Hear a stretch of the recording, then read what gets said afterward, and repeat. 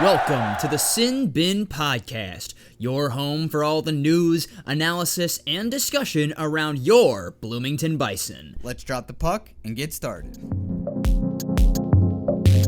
Welcome back to the next edition of the Sin Bin Podcast. I've actually lost track. I think 15 or 16? No, the last one was 15. So this is 16. At this point, I can't remember the number, but we're back to weekly too, baby. Let's go. It'll definitely be easier to remember now that we're back to weekly. It's been a month since I last edited this, so I forgot, but we are back. Before we begin, you might notice a few different things. Obviously, we have our nice set dressing with Abe today, as we will continue to have. Can't forget Abe, man. Yeah, and watch out for Buster over here because he might try and eat him halfway through the podcast. But that's not it. We also got to shout out a few other people. First of all, we got some Sin Bin chains here. Pretty darn cool. These are awesome. No, unironically, these are insane. These are the best. So shout out Justin Warden. I'm sorry if I'm messing that up, but you are the bomb. We thank you very much for those. Yep. Also, shirts, if you didn't notice. My sister, it was my birthday gift this year, so shout out to my sister, who I know it's not a hockey fan, so she probably won't hear that, but I love you. Shout out Mike's sister. All right. Any other shout outs we got? I'm thinking we got shout out to y'all. To y'all. Yeah. Thank you for listening. Honestly. Still at 89 subscribers right now, so that's pretty big. Still got our nice little group there. The first news of the Bison today, we got to start off with it. I don't want to. You guys won't like us for Yeah, you're not going to like us for telling you, for breaking the bad news, but unfortunately, Chong-Min Lee has signed a contract with the Cleveland Monsters of the AHL. Now, that doesn't mean he's going to be there the rest of the season, but it's not great. Two-way contract, I think. It is a two-way contract. My guess is because he already signed with the Bison and they qualified him, that even though the Monsters have a different ECHL affiliate, that he's still going to go back to the Bison because of those. So if he gets sent down, he will come back. But he did sign one with the Monsters. And the Cleveland Monsters are one of the best teams in the AHL. At least they were last year.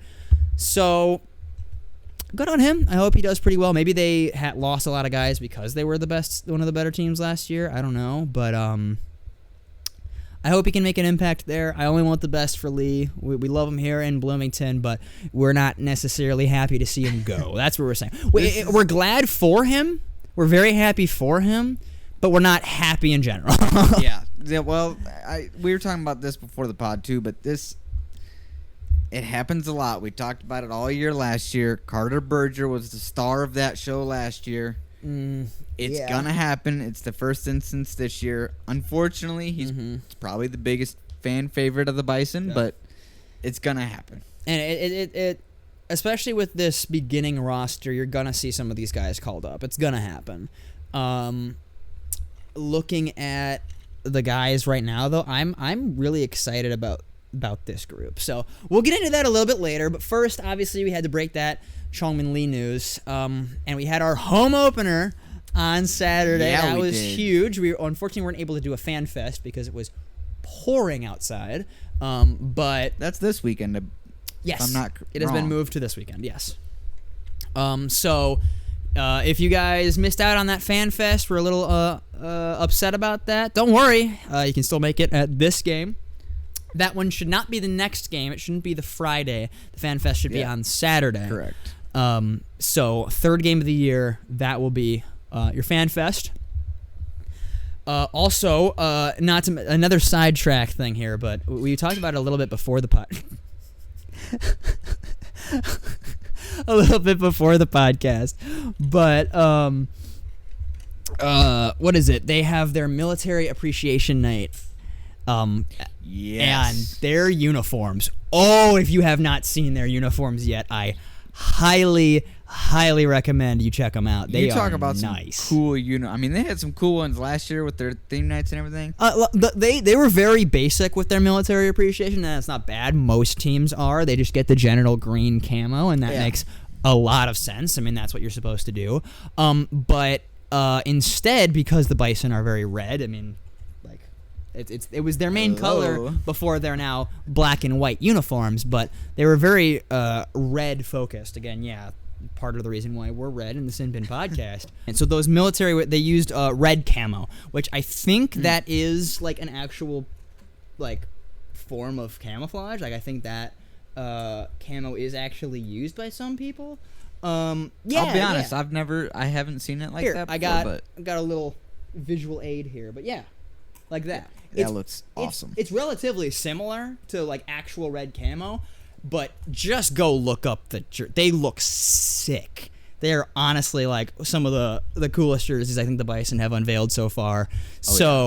Definitely try to make your way there. There's likely going to be a jersey auction after the game, as there is with most specialty jerseys. So maybe find a way to stay after the game if you really want one. Or they probably just sell them separately as well. So if you don't need a player one, you can probably just get a regular jersey of those. But those are super cool. If you haven't gotten a Bison jersey yet, maybe now is the time, because that's a good one. If they do bid on them, save yourself some money on the tickets by calling box office. Yes, seriously. Hey, it's just not smart to go through Ticketmaster or any of those things. And that's...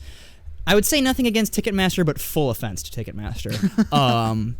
Call the box office. Call the Bison. I'm telling you, those people save get your money. Set up. Exactly. I mean, it's literally their job to take your money for tickets. Their job is to sell you tickets. Let them do it. All right, it's going to be cheaper than if you go through a third party. And I know it's easier to just get the Ticketmaster app, but trust me, both Ticketmaster, whether it's SeatGeek, StubHub, like all of them have those extra fees. And I'm not completely trashing these things. I use all three of those for other hockey games. But I am saying, like, if you're going to a Bison game, just call the ticket office. Speaking of that, and going to the games, shout out. We already shouted all of you out for listening and watching for us, but shout out to all of you because we had a record attendance in that home opener. 47 something. I can't remember the exact number, but there was only about 10 or 20 extra from like, because I remember I don't know if you remember last year, but we tried to have a Pack the Barn night because it was college night. Yep. And that was our previous record. We beat it.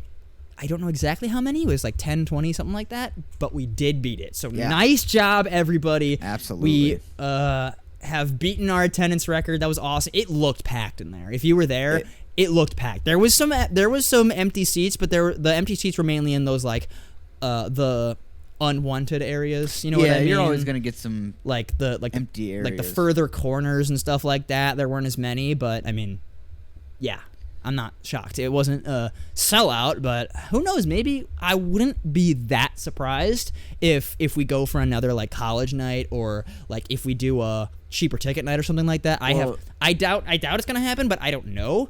But if you do, you might be able to sell out that barn. They rolled out, and I didn't look up the specifics of it, but they rolled out a college night ticket deal for students, I think.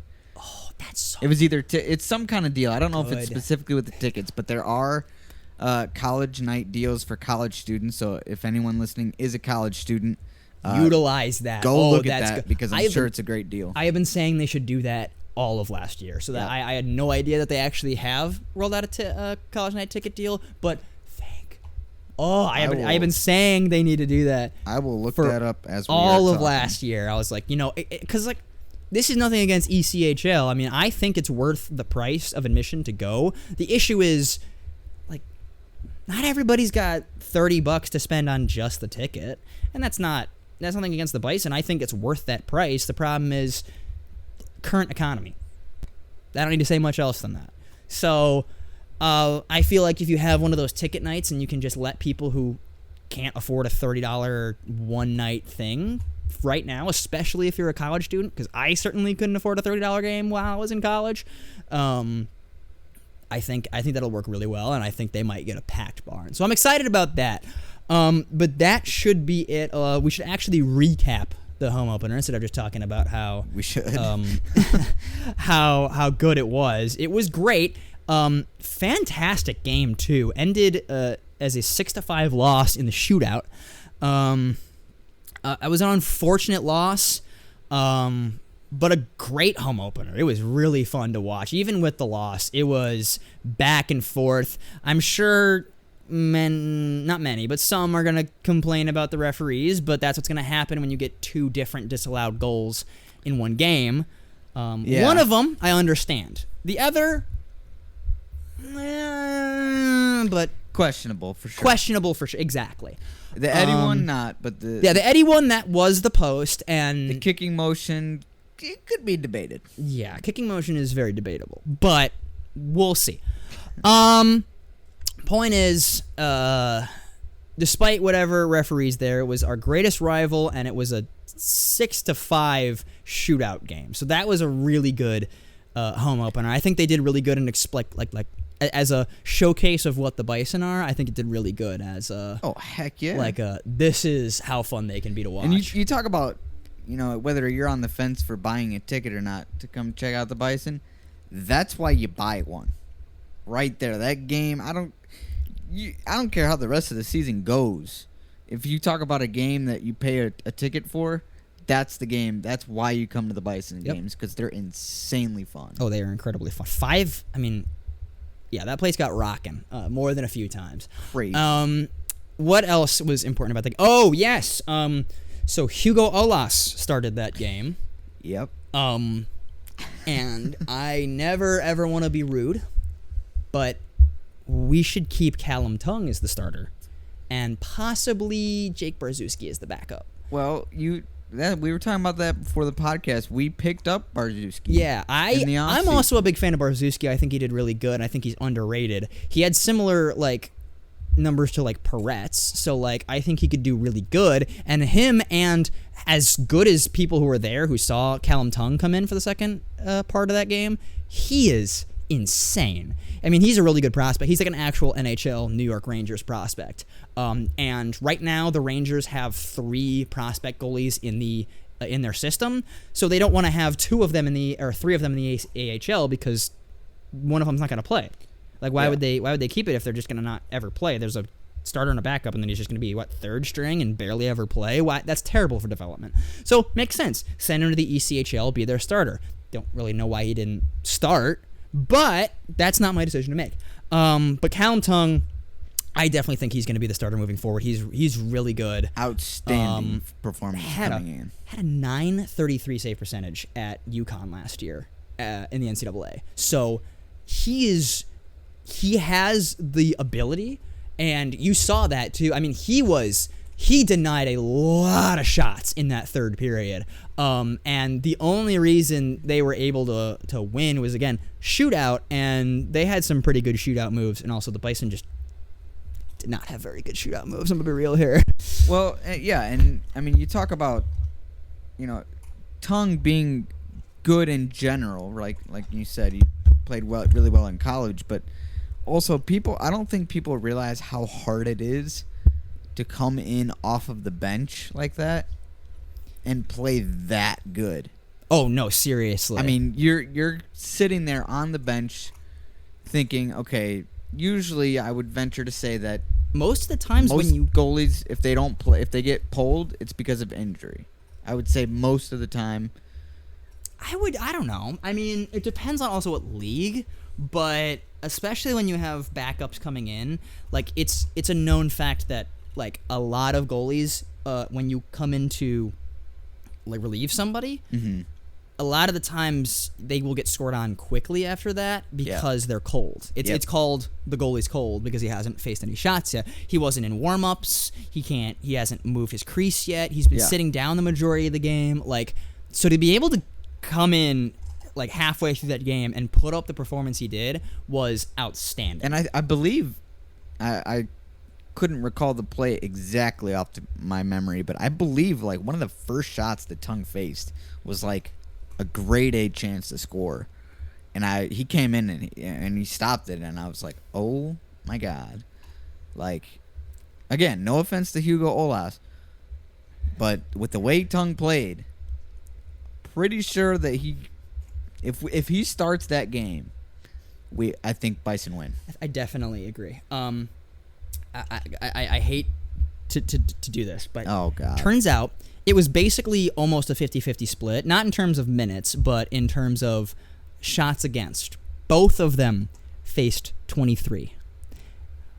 Olas. Okay, see, that's the other thing I have a gripe with. Well, yeah, they allowed so many shots in that game. It was ridiculous. That was a problem all of last year, and I saw the shot totals again, and I was like, guys. Well, at the very least, this year, I am way more comfortable having those shot totals against compared to last year, because last year, our whole strength was our defense, and we were still allowing 40 shots a game. Now our strength is our offense, and I would still like to not be giving 40 shots a game, but our defense is also good enough that they should improve. Like, we'll talk about a couple of them more when we get to the roster section, but there's some defensemen that are really good that are in our team. But right now, for 23 saves, Olas currently has that's brutal, a 7.69 goals against average. Now, I mean, listen. It's one game. It's one game. It is one actually, game. it's not even one game. It's half a game. Half a game. You're right. Half a game. But it's just a funny stat to pull out, because that's something you don't see often. We say all of this again, not to hate on yes, Hugo Olas. we are not haters here. But this is our goalie. We want him to succeed. It is important to realize that all of last year it was a revolving door on certain parts of the team. Yep. I would argue that if you don't figure out your goalie position, it makes everything 100 times harder. It's the most important position to figure out. So, good on Barsky for changing that and trying to get something going. Well, for me, it's less of... It's not that I dislike Olas. It's that I really like Callum Tongue and Jake Barszewski. We already talked about Jake Barszewski in the last episode. I have... apparently a history talking about Jake Barszewski with Michigan, but he had a great year last year. I was excited to see how he did this year. And then Callum Tongue is an NHL prospect, so he should be the starter. And that's not just because, Hartford told you he should be the starter because that's why they sent him down. But not only is he good enough to be, but it just makes sense. He's an NHL prospect. He's probably going to do really good if you just put him in. Again, I told you, he had a .933 save percentage at UConn. That's the NCAA. That is a really good league. Like, a lot of the guys here are some of our really good guys came directly from the NCAA. Cullen Ferguson, guys like that. Like, I think Tongue would be best suited as the starter. And we saw the same thing last year when, we had Yaniv Peretz and an outstanding play from those guys, but we saw the same thing with Quinnipiac legend with Olas last year. Yeah. His first game last year didn't play that well. Yeah, and so then we went through the revolving door. He ended up getting sent to Worcester. That word. Or sorry, Worcester. It's like okay, it's spelled like Worcester, but it's just said Worcester, I think. And he ended up stonewalling us, I believe, in the first game that he played against us, and everybody was like, "Where was that when he was with us?" Well, sometimes a little change of scenery does good for you. Yeah, and hopefully he'll pick it up. I'm rooting for him. If you're 6'8" playing in the ECHL, I'm gonna root for you. I don't care. I'm not playing in the ECHL. Nobody should be rooting against Olas here. He's our goalie. Like, I just want the best for the Bison, and I think that is in Callum Tongue. But this is not supposed to be a downgrade of Olas. I would still like to see him get another shot at least, but I also want to see what Barszewski and Tongue can do as starters, because I think I don't know, honestly I don't know, I just want to see. I want to see what it's like and ride the hot hand. Right now that's Tongue. I would start him next game, but then maybe try Barszewski, then maybe try Olas again. You have 3 capable goaltenders. Utilize it. And this is why you pay Barsky it's why he's getting paid. This is the job that he these has decisions to do. We like talking about it. We have a great time talking about it, but we don't get to make those decisions, thankfully, because we'd have people like us complaining about it. He's got to figure it out. That's what he gets paid for. And I ultimately have faith that he will figure it out.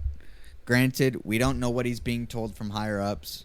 Could that be playing a part? I don't know. We talked about that before the show. We did, but I just think if the higher-ups were to say anything, they would probably be pro-Callum Tongue because of the fact that he's a higher-up prospect. Yeah. So, but I don't know.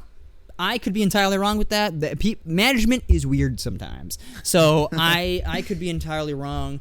But that's the goalies. I guess we went through there. We already went the recap of the actual game itself. So let's go for our defensemen and forwards. We already went, again, the goalie pipeline pretty solid. We'll move up to the defense here. And one, I think I talked a little bit when we signed Riku Ishida, and I said that he was going to be our Carter Berger and our offensive defenseman. And I feel like a genius right now because that is exactly what he looks like. Already has 2 points just in his one game, a goal and an assist. So Ishida is definitely going to be that more offensive defenseman. I'm excited to see how he does, and especially in his first year jumping from a different league, like that's a great start for him. And then on the left side, on that top pair, I'm pretty sure that's our top pair, but it should be at least on the left side. Get Nikita Shidov, I think is how you say it. Not sure, but it is Russian, so I would assume it's Shidov or Zhidov. But oh man, is he good? He's a left defenseman. He hasn't put up necessarily insane numbers, but I don't know. He was a top 4 defenseman in the KHL for the last 3 years. And I don't know if you know this, but most people in the hockey world agree that the KHL is the second best league in the world, only behind the NHL. That's a legit league over there. That is a legit league. It's the top 3 that most people agree on is NHL number 1, that's not a debate, but NHL number 1, KHL number 2, and SHL number 3. And then there's debate between, some people think the Liga is 4, some people think the AHL is 4, some people think the National League in Switzerland is 4. And once you get past that, there's just a crud ton of leagues. But point is, the KHL is a better league than the AHL.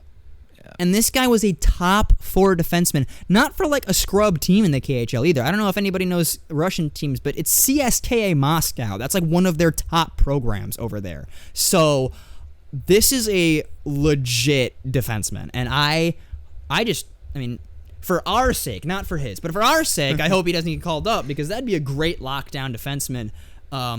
He's not necessarily that defensive defenseman. He's more of that two-way guy, which is why I think he'd be good in that top role. Unironically, I think Shidov is going to take that exact Jake Murray role that we had last year. I think he's going to take the Jake Murray role of basically all situations play, and can succeed defensively, can succeed offensively, but isn't necessarily the guy for either of those, as obviously Ishida was what our Berger was last year. Not that we necessarily need to entirely replicate what our defense was like last year, but it's a great top pair. Our second pair, Cullen Ferguson, huge fan of him too. I think he's going to be really good. Good pickup. And then Parker Govlis, I think that's how you say it. Govlis, no idea. But I love hockey, but man, one of the best parts of hockey is how diverse it is and how many different places you get. But as an announcer, man, some of these names, like just looking at it, like I would not have been able to say Barzuski the first time if I did not. No. If I was not told. I saw that. I saw his name for the first time. Immediately, I was like, "So, how do you say that?" I mean, we already talked about Kalian Kovas as well. Like, yeah, which our new broadcaster guy that I'm blanking on his name. Sorry, but he said it differently than we've said it, and I can't remember off the top of my head, of course, how he said it. But he's probably right. He's an the guy, interesting way, but I was like, wow.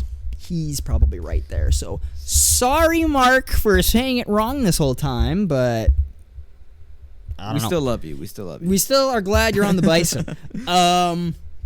But yeah, point is, Ferguson great, Govlis great there, and then Sung Jae Lee. I didn't know if he was going to be like a starter or like a bench player to start off, but he looked good in his first game. And again, this is his first game in even a semblance of this high of a league. So, I mean, I guess he did play in the World Championships, which would technically be higher competition, but not the point. He's really good. I'm excited to see how Jae Lee can continue now that we only have one Lee currently on the team. Sorry. But yeah, and then Solomon Forsell, pretty solid as well. He came from the, I think the 3rd league in Sweden, and he looked pretty solid. He was on the bottom pair. I'll take it. And then current scratches on defense are Dada Janov. I heard he's currently having some issues with immigration. And then Brandon DeTema, and then I think Theo Calvis. There's a little bit of a question because when I was looking at when they announced their roster, they had the 3 pictures when they announced it. They posted it like on their Instagram and their Twitter and stuff like that.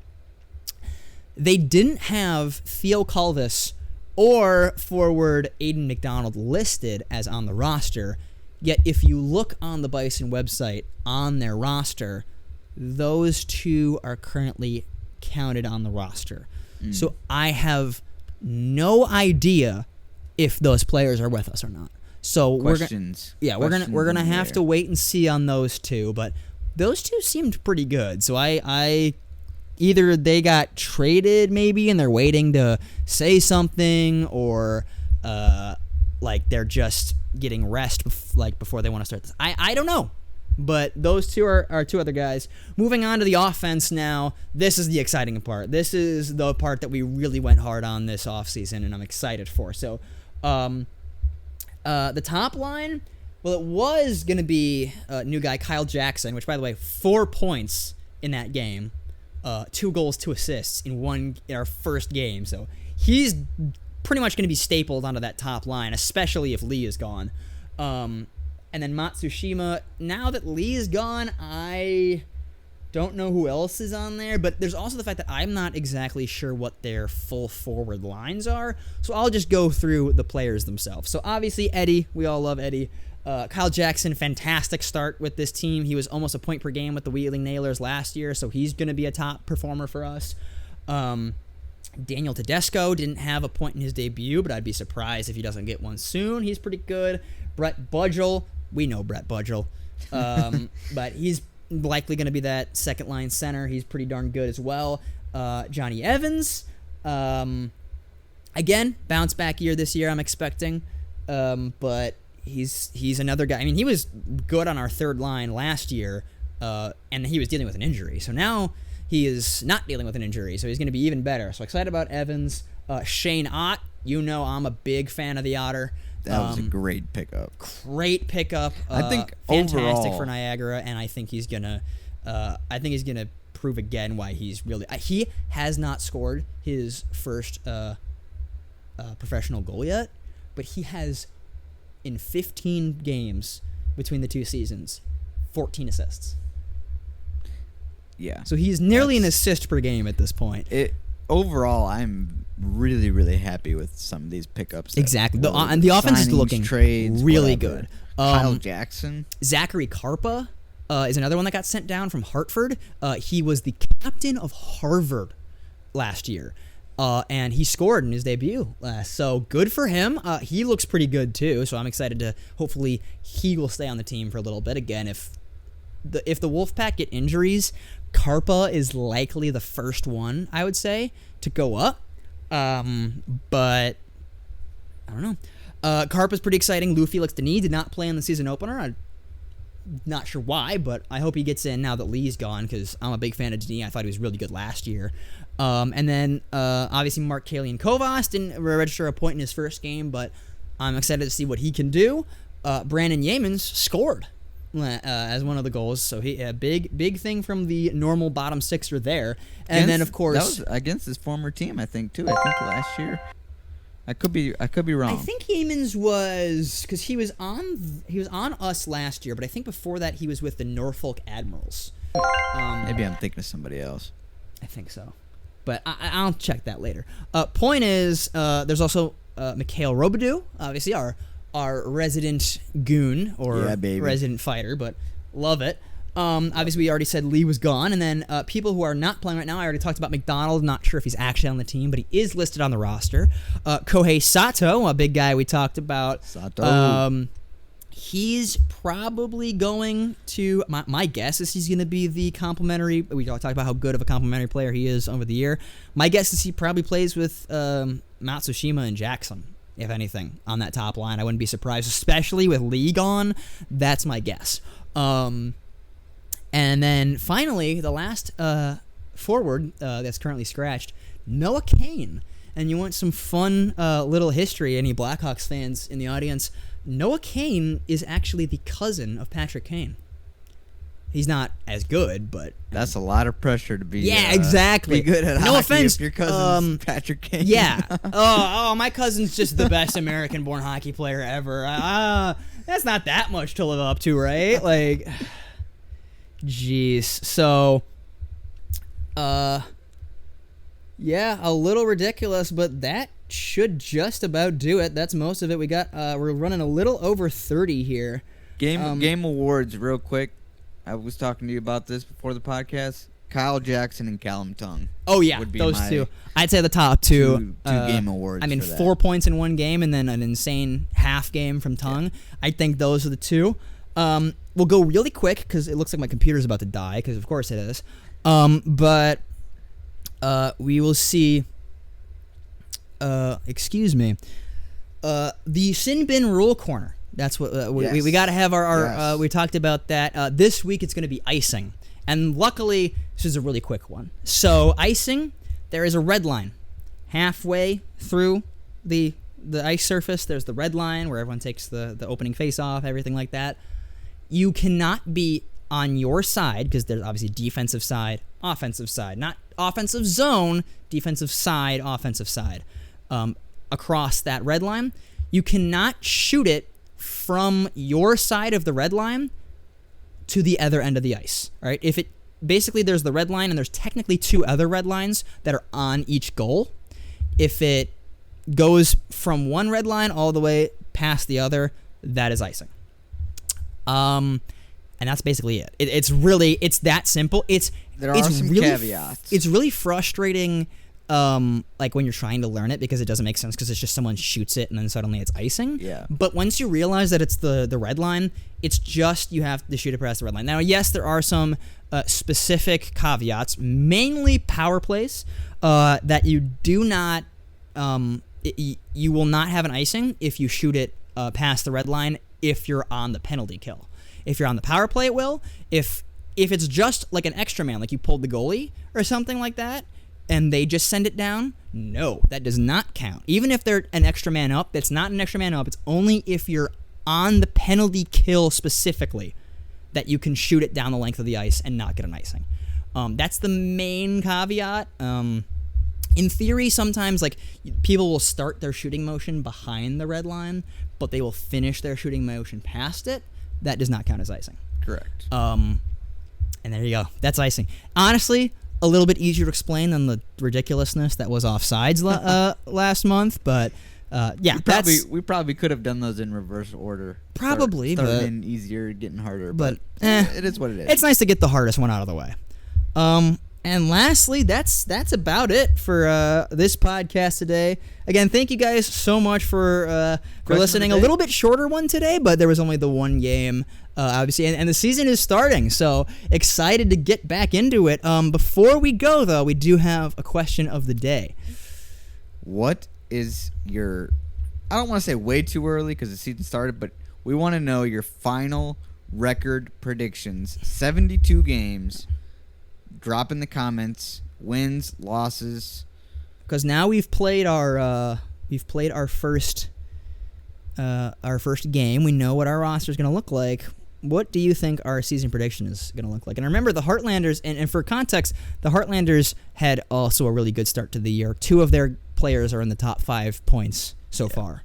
So, I mean, I'm sure. What is it? Kyle Jackson's pretty close to that too, but not the point. Point is, that's pretty much it. We're gonna have 2 games this weekend.